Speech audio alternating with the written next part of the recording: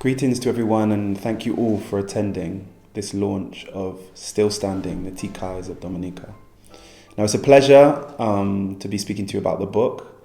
I'm very sad that I'm not able to be present with you in person. Unfortunately, I have to be up here in the deep freeze in the UK because of teaching commitments and so on. But it's a delight to still be talking to you about the book. I know you're in safe hands with Lennox, Polly. Hopefully Marica can be present, as well as Jan, Mitzi, and other members of the team, Olive Bell included as well. And it is such a pleasure to talk to you about this book because it's been a labour of collective love.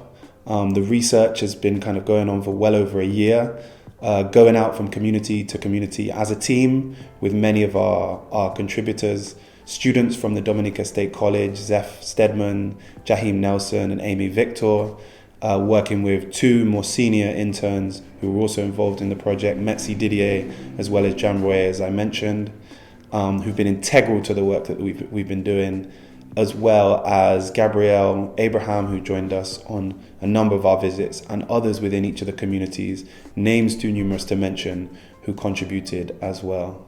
And thank you as well, first and foremost, to the inhabitants, those who reside in the Ti Kais, not only those that are featured within the book. You know yourselves, you see yourselves represented in all of the splendor of your lives and your homes, but also to those who didn't make it into the book, who we're incredibly grateful for your generosity.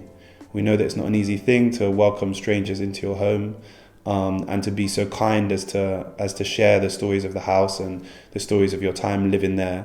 And maybe something of the history of the homes as well that you might remember. So we're grateful for all of that endeavour. We're grateful for the kindness and generosity of the many, many Ti Kai owners. So what I want to do briefly is, first of all, I'm going to read the dedication of the book, the thanksgiving for those who've contributed to it coming into being. And then I'm going to go ahead and read from a couple of sections of the book, just to give something of a flavour of the text. And with that, on this film, I'll also feature some images, some of Marica Honychurch's beautiful photographs from within the book as well, to give you a feel of the text itself.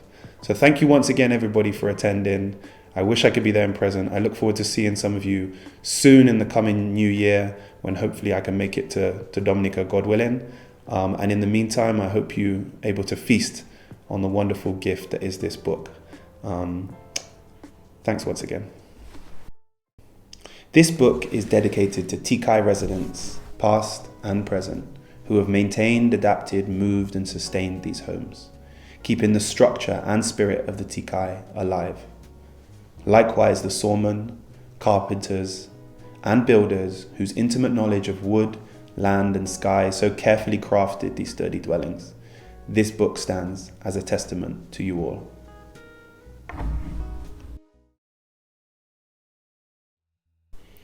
Sherman Ishmael in Maho. Sherman Ishmael is a carpenter who lives with his wife and daughter in a bayside Ti Kai on Maho's lively main road. The house was built in the 1960s when Sherman's father worked in Curaçao during the oil boom, sending home money for its construction. Sherman grew up in a similar one nearby, but from the time he became aware of this house, he liked it, and, quote, "I would cry and beg him to leave it for me." Sherman's father was a baker and mason who was known for his fine construction of stone ovens for bakeries around Dominica. Father and son were close. When Sherman expressed an interest in carpentry, his father supported him. Quote, "He helped me, purchased a handsaw for me. He did what he could for me." Sherman's passion for his craft and appreciation of the skill of those who built his home becomes evident. He runs his finger along handmade grooves in the window frames. He points out decorative fretwork he fashioned by hand, using old-time techniques to restore the front porch, sustaining a dying craft. And he tells us about the various local woods used to make each member and feature of the house, sharing their properties as he goes. To quote him, "Some of those houses are really like an artwork, you know," he says, breaking into a wide smile. He hopes one day to strip the house of all exterior paint and restore the wood's natural colour and reveal the strength of the original carpenter's workmanship. To quote him again, "It's painted, The wood hiding. I would like to scrape out the wood and put varnish instead, so people can see the wood and people can see the designs of the wood. All that causes the work to be rich and attractive and so on. His wife is a school teacher. She dreams not of wood, but of concrete. Quote, I always tell him, knock that down, put that in concrete. I see everybody's house looking pretty in concrete, but he is wood, so I just go with the flow. Her simple statement, he is wood, embodies Sherman's connection to the material with which he works. Even so, she mentions the comparative coolness of the wooden front of the house and how the hottest times of the year she escapes the concrete part, a back extension, and moves into her daughter's room, the wooden part of the house. The family took shelter in a nearby church during Maria. They watched down on their house from up on the hill as their heavy galvanized roofing sheets fluttered in the storm's high winds and the swollen Caribbean Sea entered the basement. But somehow the house remained, just some roofing sheets got lost. Quote, it was a miracle that God keep that house, Sherman states, with an enduring sense of relief. Their daughter, a college student, also wished for a blockhouse when she was a child. She was sometimes scared of the sounds the wood would make as it would creak during the night. It's active, her father comments. Yet over time, she came to appreciate their home more and more. She says that when she moves out, she would like to live in a similar kind of house of her own. Quote, just a little more furnished. Sherman's daughter sums up her feelings towards the house saying, quote, I love it, the homely feel, it's cool. And of course, she emphasizes she will ask her father to build the house. And to quote her one final time, he's the best man I know to do the job. I like to see his work. He makes me proud.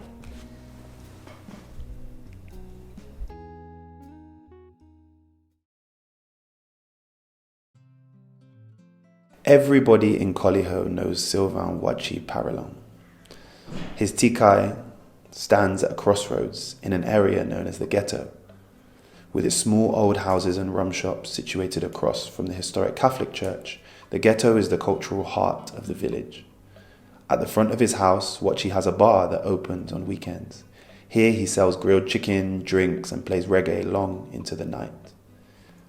Seeing only its plywood-clad front, few would immediately identify Wachi's house as a Ti Kai.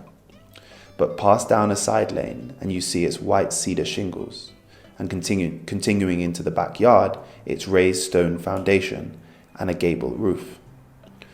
Wachi sees Coliho's Ti Kais as important symbols of the village's Creole identity, its vibrant cultural memory. To quote him, it's like a sign for when you come out from overseas. Or if you live in here, you can say, yes, but look one, the history is still there. Wachi's house was built by his great uncle, inherited by his father and passed down to him when he died. Quote, if that house haven't got 100 years, I don't know why. Talking about the history of the house, he goes on to indicate, he goes into intricate detail about the kinds of hardwoods used in its construction, carapet posts, bois d'oeuvres, rafters, bois vivier, floorboards. He talks about the techniques of felling and pulling the timber down from the heights, and he calls the names of the old-time carpenters now deceased who were respected village house builders, Marica Heron, By Adom Philogene, who's my own great uncle. Showing us through the house, Wachi points us to the decorative fretwork vent above the threshold between two rooms. Quote, his uncle do that, you know, he adds, talking about my own uncle, Ashon Wendell Shillingford, who died in 2021, the last Coliho carpenter who could restore such fretwork by hand. Wachi is all too aware of the challenge of maintaining a house like his. Half of his roof was destroyed during Maria. His wooden windows and doors were damaged, and, quote, all what I had inside had gone. It was destroyed by wind and rain. He speaks of the high cost and compromised durability of replacing damaged members with imported timber. Quote, you want to use local wood because it lasts longer, you spend in less, but it's difficult to get that kind of wood again. He faces termites attacking his decaying hardwood structure, windows and boards. He sprays periodically to keep them at bay. And moreover, Wachi knows how hard it is to find skilled carpenters to maintain the original style of the house. To quote him once again, once it's destroyed, to put them things the same way, you have to have somebody who can do real carpentry to do those things. Nonetheless, he preserves his home the best he can, knowing the true cost of breaking it down. To quote him again, the value of those houses, boy, I cannot really tell you. It doesn't have a price. It's not money. It's just to keep it.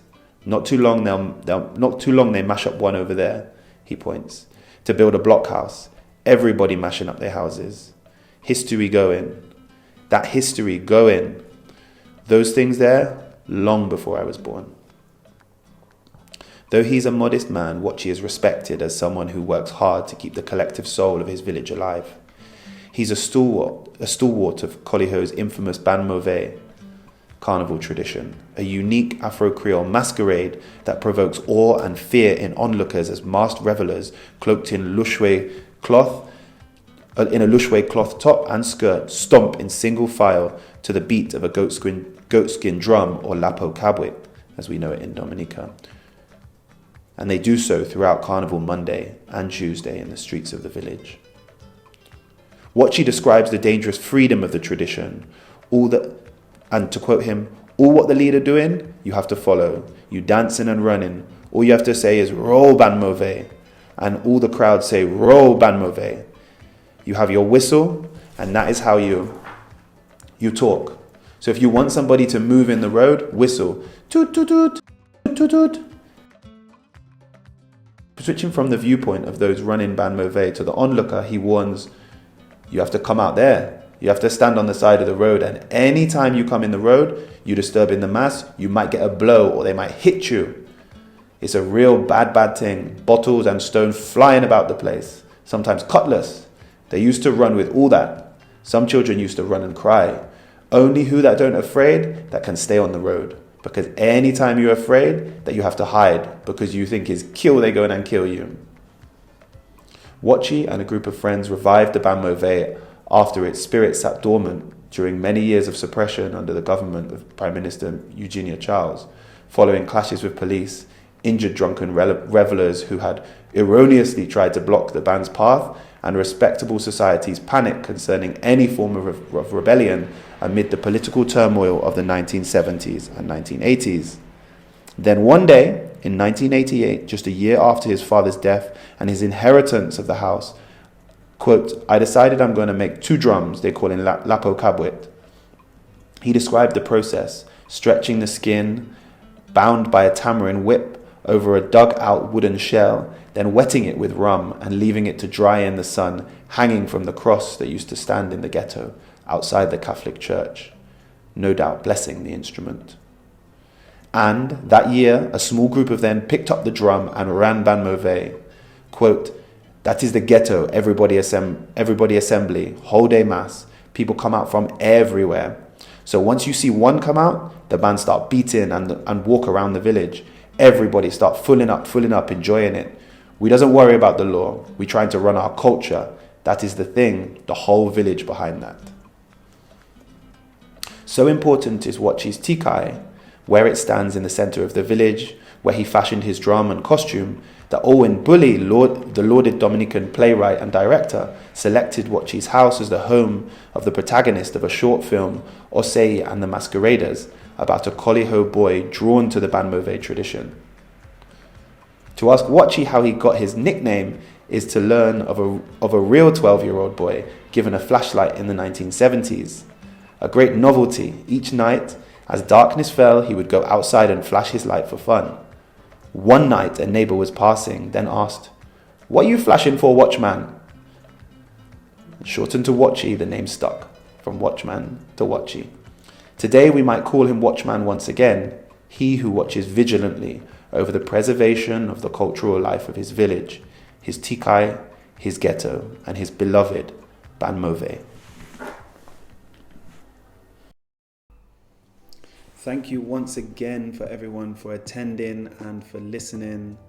And I hope if you get a copy, it's as much of a pleasure to read as it was for us to research and write. Take good care.